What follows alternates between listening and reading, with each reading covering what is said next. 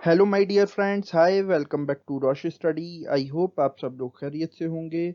इस लेक्चर में हम डिस्कस करने वाले हैं about the balancing of chemical equation के एक केमिकल इक्वेशन को कैसे बैलेंस किया जाता है, और उससे ज़्यादा ज़रूरी सवाल कि इसको बैलेंस करना क्यों ज़रूरी है। बट हमेशा की तरह लेक्चर स्टार्ट करने से पहले आप लोगों के लिए एक क्वेश्चन और आपका सवाल है कि एक अनबैलेंस्ड केमिकल इक्वेशन को क्या बोला जाता है। इसके लिए आपके ऑप्शंस हैं A lateral equation, B bilateral equation, C skeleton equation या फिर D skeletal equation. Comment section आपका है। हमेशा की तरह इसका राइट आंसर मैं आपको बताऊंगा इस लेक्चर के लास्ट में, जब तक आप इसके बारे में सोचो और ट्राई करो। इसके अलावा 10th और 12th से रिलेटेड और एमसीक्यूज के लिए आप हमको फॉलो कर सकते हैं at Rosh study on Twitter and Instagram, और साथ ही साथ इसी तरह के इंफॉर्मेटिव कंटेंट के लिए आप सब्सक्राइब करें टू अवर यूट्यूब चैनल और बेल आइकन को दबाना ना भूलें for the notification of our future lectures. तो चलिए हम स्टार्ट करते हैं आज का अपना टॉपिक।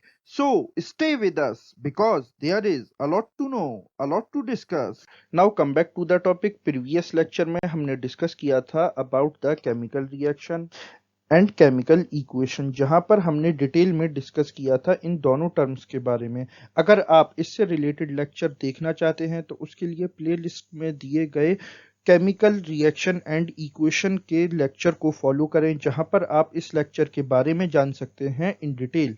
नाउ तो come back to the topic balancing of chemical equation. तो सबसे पहला सवाल कि केमिकल इक्वेशन को, किसी भी केमिकल इक्वेशन को बैलेंस करने की जरूरत क्यों होती है। तो according to the law of conservation of mass, और law of conservation of mass ये दिया था इन 1789। किसने? एंटोइन लेवोइजियर ने, जिनसे रिलेटेड मैंने लास्ट लेक्चर में आपसे क्वेश्चन भी पूछा था। तो यहाँ पर इन्होंने डिस्कवर किया कि किसी भी रिएक्शन के दौरान जो मास है उसे ना ही क्रिएट किया जा सकता है और ना ही डिस्ट्रॉय किया जा सकता है। यानी कि दूसरे अल्फाज में इन्होंने ये कहा कि नंबर ऑफ एटम्स जो होता है हर एलिमेंट का, ये हमें हमेशा मिलता है same before and after chemical reaction. यानी कि आप एग्जाम्पल ले लिए कि अगर रिएक्टेंट साइड पर हमें ऑक्सीजन के 2 एटम मिले और जब रिएक्शन हुआ तो रिएक्शन के बाद जो हमें प्रोडक्ट मिलेगा उसमें भी हमें ऑक्सीजन के 2 ही एटम्स मिलेंगे। इसको हम बोलते हैं law of conservation of mass. Now तो ये हैं कुछ एग्जांपल्स ऑफ केमिकल इक्वेशंस। तो इन केमिकल इक्वेशंस को हम लॉ ऑफ कंजर्वेशन ऑफ मास को ध्यान में रखते हुए बैलेंस करने वाले हैं। बट जो केमिकल इक्वेशन को बैलेंसिंग करने का प्रोसेस है उसके लिए कुछ हम स्टेप्स फॉलो करेंगे, और ये स्टेप्स क्या हैं? तो सीधे और मोटे तौर पर अगर देखा जाए तो केमिकल इक्वेशन को जो बैलेंस करने का प्रोसेस है ये हमको मोटे मोटी तौर पर मिलता है 3 स्टेप्स का। एनसीईआरटी में ये आपको 8 स्टेप्स तक भी मिलेगा, बट हमने यहाँ पर उन 8 स्टेप्स को कन्वर्ट कर दिया है सिर्फ 3 स्टेप्स के अंदर, ताकि आप इसको इजीली समझ पाएं कि केमिकल इक्वेशन को बैलेंस कैसे किया जाता है। तो देखो, सबसे पहला स्टेप क्या है? हमें यहाँ पर वो कंपाउंड ढूंढना है जिसमें के नंबर ऑफ एटम्स सबसे ज्यादा हों और उसी से स्टार्टिंग करनी है बैलेंस करने की। तो जिस कंपाउंड के अंदर मैक्सिमम नंबर ऑफ एटम्स हो, चाहे वो कंपाउंड रिएक्टेंट साइड पर हो या प्रोडक्ट साइड पर हो, हमें इससे कोई मतलब नहीं है। हमें सबसे पहले फाइंड आउट करना है compound which पजेज maximum number of atoms. Now जब आप ऐसा कंपाउंड आइडेंटिफाई कर लें तो वहां पर उसके बाद आप उस एलिमेंट को सिलेक्ट करेंगे जिसके के नंबर ऑफ एटम्स सबसे ज्यादा हैं और उसी को आप बैलेंस करेंगे। देन उसके बाद वो एलिमेंट आपका बैलेंस हो जाएगा। नाउ जो अब अदर एलिमेंट्स हैं, अब आप उनको बैलेंस करना स्टार्ट करिए। नाउ अब आप और दूसरे एलिमेंट्स को भी इजीली बैलेंस कर पाएंगे। देन इसके साथ ही साथ जो आपकी केमिकल इक्वेशन है वो बैलेंस हो जाएगी। और थर्ड स्टेप में आप यहाँ पर केमिकल इक्वेशन को और ज्यादा इंफॉर्मेटिव बना सकते हैं, जैसे कि उनकी फिजिकल स्टेट्स को मेंशन करके, चाहे वो रिएक्टेंट साइड पर हो या प्रोडक्ट साइड पर हो। नाउ तो ये तो आप समझ ही गए होंगे। इसको और बेटर वे में समझने के लिए हम कुछ केमिकल इक्वेशंस को बैलेंस करेंगे अपने नेक्स्ट स्लाइड पे। ये आपके स्क्रीन पर प्रेजेंट हैं कुछ examples of unbalanced chemical equation, जैसे कि फॉर्मेशन ऑफ वाटर की एक हमने रिएक्शन लिखा है और उसकी इक्वेशन बर्निंग ऑफ कोल की, रस्टिंग ऑफ आयरन की। नाउ तो अब हम इन तीनों इक्वेशंस को यहाँ पर बैलेंस करना सीखेंगे। तो आइए सबसे पहले हम फर्स्ट इक्वेशन के ही बारे में बात कर लेते हैं। तो जैसा कि मैंने आपको बताया, फर्स्ट स्टेप क्या है कि सबसे पहले यहाँ पर आइडेंटिफाई करना उस कंपाउंड को जो कि सबसे ज्यादा नंबर ऑफ एटम्स पजेस करता है।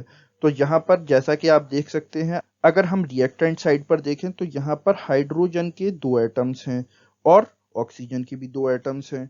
ठीक है, बट ये दोनों सेम कंपाउंड नहीं है, ये दोनों डिफरेंट एलिमेंट हैं।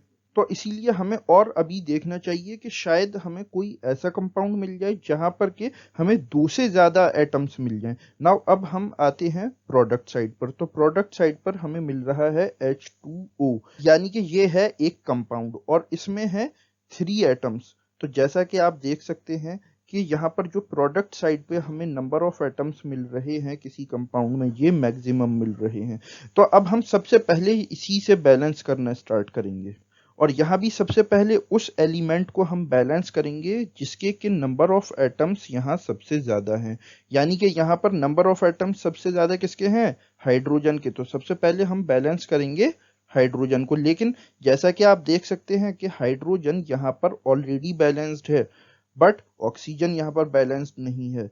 तो ऑक्सीजन को बैलेंस करने के लिए हम प्रोडक्ट साइड पर 2 प्लेस कर देंगे और ये जो 2 मल्टीप्लाई होता है ये इस तरह से, ये है ब्रैकेट। और इस ब्रैकेट के मीनिंग है कि जो अंदर एलिमेंट्स हैं 2 उन दोनों से ही मल्टीप्लाई किया जाएगा, यानी कि 2 2 जार 4। तो हाइड्रोजन के हो गए 4 एटम्स और 2 1 जार 2, और ऑक्सीजन के हो गए 2 एटम्स, क्योंकि ब्रैकेट के अंदर ऑक्सीजन का 1 एटम है।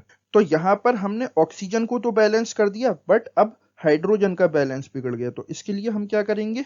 तो हाइड्रोजन को भी बैलेंस करने के लिए हम रिएक्टेंट साइड पर 2 लगा देंगे। तो अब आप दोनों एलिमेंट्स के एटम्स काउंट कर सकते हैं। यहाँ पर रिएक्टेंट साइड पर हमको 2 2 जार 4 हाइड्रोजन के 4 एटम मिल रहे हैं और प्रोडक्ट साइड पर भी हमें हाइड्रोजन के 4 ही एटम मिल रहे हैं।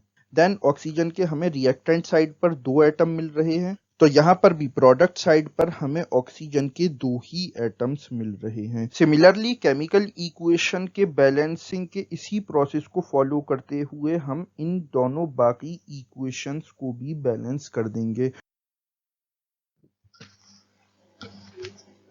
तो केमिकल इक्वेशंस को और ज़्यादा इंफॉर्मेटिव बनाने के लिए हम जैसे कि जो फिजिकल स्टेट है किसी भी एलिमेंट या कंपाउंड की उसे मेंशन कर देते हैं। जैसे यहाँ पर हमने जी मेंशन किया है, यानी कि ये रिप्रेजेंट कर रहा है कि यहाँ पर जो ऑक्सीजन प्रेजेंट है वो प्रेजेंट है इन गैसियस स्टेट। या फिर ये जो एरो यहाँ पर आप देख रहे हैं ये क्या रिप्रेजेंट कर रहा है? ये रिप्रेजेंट कर रहा है कि कार्बन डाइऑक्साइड इवॉल्व हो रही है, यानी कि हवा में जा रही है। इसीलिए जो हम इवोल्यूशन ऑफ गैस को रिप्रेजेंट करते हैं वो रिप्रेजेंट करते हैं अपवर्ड एरो से।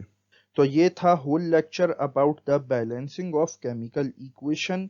मैं आशा करता हूँ यहाँ पर आपको केमिकल इक्वेशन को बैलेंस करना अच्छी तरीके से आप समझ गए होंगे और ये आपको पूरा आ गया होगा। नाउ अब हम वापस आते हैं अपने क्वेश्चन की तरफ और आपका सवाल था कि एक अनबैलेंस केमिकल इक्वेशन को क्या बोला जाता है। तो इसका राइट आंसर है D, skeletal equation. So this is the end of the video. But जाने से पहले मैं बताता चलूं, नेक्स्ट लेक्चर में हम डिस्कस करने वाले हैं conditions related to chemical reactions. अगर ये वीडियो आपको अच्छा लगा हो तो इसको लाइक करें, शेयर करें, कमेंट करें और हमारे चैनल को सब्सक्राइब करें इसी तरह के एजुकेशनल और इंफॉर्मेटिव कंटेंट के लिए।